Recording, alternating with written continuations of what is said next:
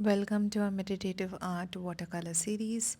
Today we are focusing on green and we are painting these beautiful young green bananas. For really some time I was wanting to do the color green, and I'm really glad that I did this. This is the reference picture we'll be using and this is the output. For this painting I'm mainly using two colors, green gold and sap green. My green gold is from Daniel Smith and sap green can be from any brand. We'll begin with green gold because it has a warm yellow undertone. I'll use it wherever the light naturally falls on the bananas, creating that fresh glowing appearance. Later we'll slowly build depth using sap green and a touch of dark green. And as we paint today, I invite you to slow down. There's nowhere else you need to be except here with your paper, your brush, your colors, and your breath. Green has always been a very special color to me. It reminds me of life, growth, healing, and fresh beginnings. For each banana, I first apply a light wash of green gold. Once it dries slightly, I begin to add sap green on the shadow side and occasionally a slighter darker green to create more depth and dimension. Since each banana is quite small, I am using a size 0 brush. A small brush helps maintain the shape while allowing me to enjoy painting one banana at a time without rushing. Once the first layer of the bananas is complete, I move on to the stem and the trunk.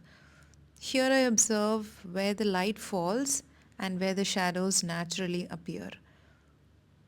One of the things I loved while painting these references was discovering how many shades of green exist in nature. And even though green is a dominant color, adding a touch of brown creates warmth and makes everything feel more natural. Coming to the banana leaf itself is quite simple.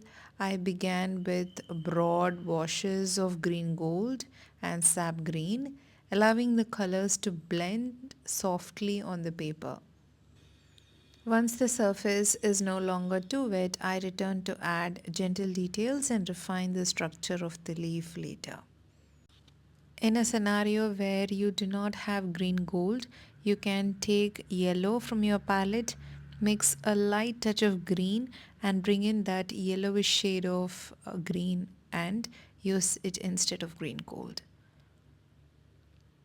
Now we move on to the second layer of the bananas, and this is where the painting slowly comes alive. I am deepening the shadows while carefully preserving the lighter areas from the first wash. For the shadows, I am mixing sap green with a little amount of neutral tint.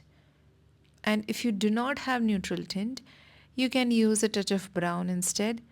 The goal isn't to make the bananas muddy, but simply enough to create a three-dimensional feel. And this stage takes time. And somehow this part of the painting reminds me of how we take life. Maybe you're working towards a dream that hasn't happened yet, or maybe you're just beginning. Maybe you're somewhere in the middle of the journey, but wherever you are, every small step matters.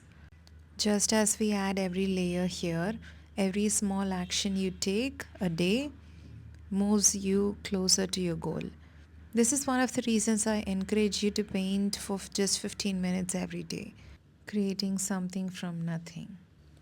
At this stage, adding the finer details to the leaf and painting the dried tips on the bananas using burnt sienna. You can also use any dark brown you already have. And this is the output we arrived at. I'm choosing not to overwork this painting.